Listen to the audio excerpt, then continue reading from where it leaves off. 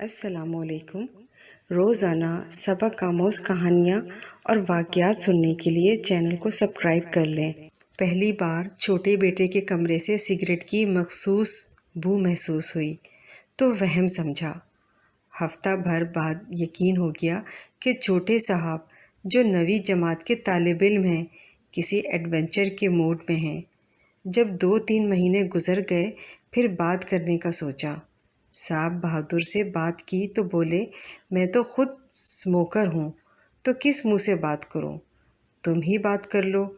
بڑے بیٹے سے بات کرنے کا سوچا مگر خود ہی اپنا خیال رد کر دیا کہ اکثر بڑے بھائیوں کو چھوٹے بھائیوں کی کوئی کمزوری یا غلطی پتہ لگ جائے تو وہ اصلاح کی بجائے ان کو ذلیل کرنا شروع کر دیتے ہیں اور اپنے کام کروانے کے لیے بلیک میل بھی کرنے لگتے ہیں۔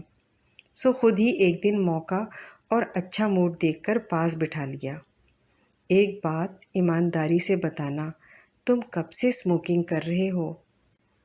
کئی بار تمہید باندھنا اگلے بندے کو ہوشیار کر دیتا ہے، اسی لیے ڈائریکٹ بات کی تاکہ چہرے کے تاثرات سے بھی سچ جھوٹ کا اندازہ لگ سکے۔ ایک دم چہرے کا رنگ بدلا، میری طرف چور نظروں سے دیکھا۔ میں اس کی طرف دیکھ کر ہنسنے لگی۔ ڈر کیوں رہے ہو چودھری صاحب؟ سچ بولیں ورنہ پتہ تو مجھے ہے۔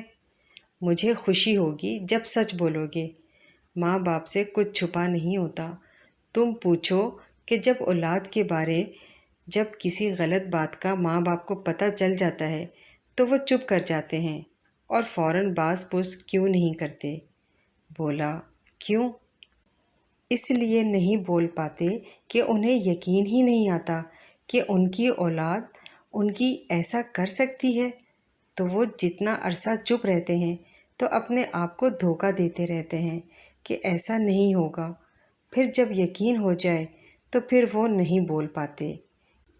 یقین کے بعد وہ بولنا چاہیں تو انہیں تربیت میں کسی کمی یا تربیت کے رائگاں چلے جانے کا دکھ بولنے نہیں دیتا، اور جب وہ ہمت جمع کر کے اولاد سے بات کرنے کا ارادہ کر لیتے ہیں تو اکثر بہت دیر ہو چکی ہوتی ہے۔ مگر بیٹا، تمہارے معاملے مجھے امید ہے کہ دیر نہیں ہوئی۔ کیوں سگریٹ پینا شروع کیا؟ بس ایسے ہی شغل میلہ، دوست پینے لگے تو ان کا ساتھ دینے کے لیے۔ تمہیں پتہ ہے کہ میں ہمیشہ ایک بات تم لوگوں کو کہتی ہوں کہ اللہ پاک نے اپنی مخلوق میں سے انسان کو اشرف المخلوقات بنایا ہے، اور اشرف المخلوقات میں سے مردوں کو عورتوں پہ ایک درجہ فضیلت دی ہے، عقل میں کامل کیا ہے۔ کیا یہ بات ٹھیک ہے؟ ہاں ایسا ہی ہے۔ تو بیٹا، کسی بھی چیز کی حد سے بڑی چاہت، خواہش انسان کو غلام بنا دیتی ہے، اور مرد غلامی کے لیے پیدا نہیں ہوئے بلکہ حکومت کے لیے پیدا ہوئے ہیں۔ تو میں کیسے پسند کر سکتی ہوں کہ میرا بیٹا ایک حقیر سی کاغذ کی بنی چیز کا غلام بن کر جیے کہ جس چیز کے نہ ملنے پر اسے دوسروں کے سامنے گڑ گڑانا پڑے؟ کیا تمہاری مردانہ انا دوسروں کے آگے جھکنے سے مجروح نہیں ہوگی؟ وہ کچھ دیر سر جھکائے میری باتیں سنتا رہا، پھر سر اٹھا کر میری طرف کچھ سوچتی نظروں سے دیکھنے لگا۔ مجھے اندازہ ہو گیا کہ تیر نشانے پر لگ گیا ہے۔ ویسے بھی کچی عمروں کی عادتیں بھی کچی سی ہی ہوتی ہیں، جیسے کچی مٹی کے برتن۔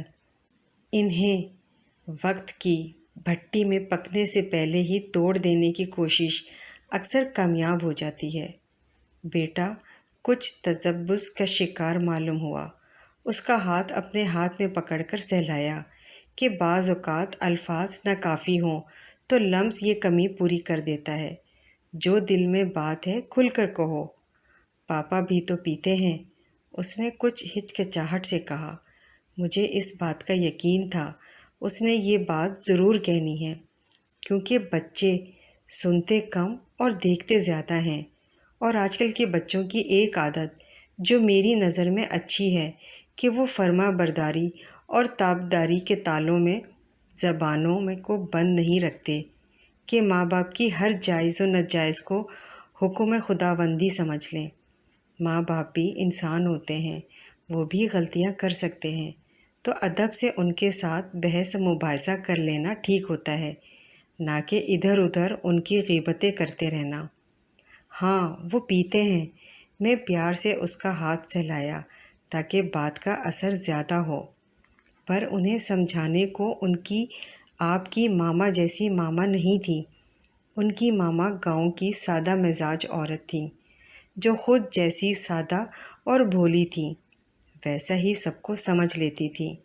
تمہارے پاپا نے بتایا کہ ان کو ابا سے بار بار مارے پڑتی تھی جب کبھی سگریٹ پیتے دیکھ لیتے تھے، کیونکہ ان کے والد خود سگریٹ نہیں پیتے تھے، مگر آپ کے پاپا آپ کو کچھ کہہ نہیں سکتے، کیونکہ وہ جو کام خود کرتے ہیں اس سے تمہیں کیسے روک سکتے ہیں؟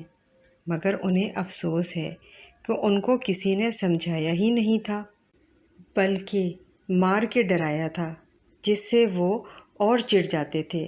ماں باپ کا کام اچھے اور برے کی رہنمائی کرنا ہوتا ہے، اولاد کی مرضی کہ وہ جو مرضی راہ چن لے۔ اب تمہارا کام ہے کہ سگریٹ پینا چھوڑ دو یا آگے بڑھتے جاؤ اور سارے سگریٹ سے بھرے سگریٹ پیو، اور کل کو اپنی اولاد کو نشے سے بھی منع نہ کر سکو۔ اتنا کہہ کر میں اسے سر پر بوسہ دے کر چلی آئی۔ 3 دن بعد وہ آیا، میرا ہاتھ پکڑ کر کہنے لگا کہ میں آہستہ آہستہ چھوڑ دوں گا، میرا وعدہ ہے۔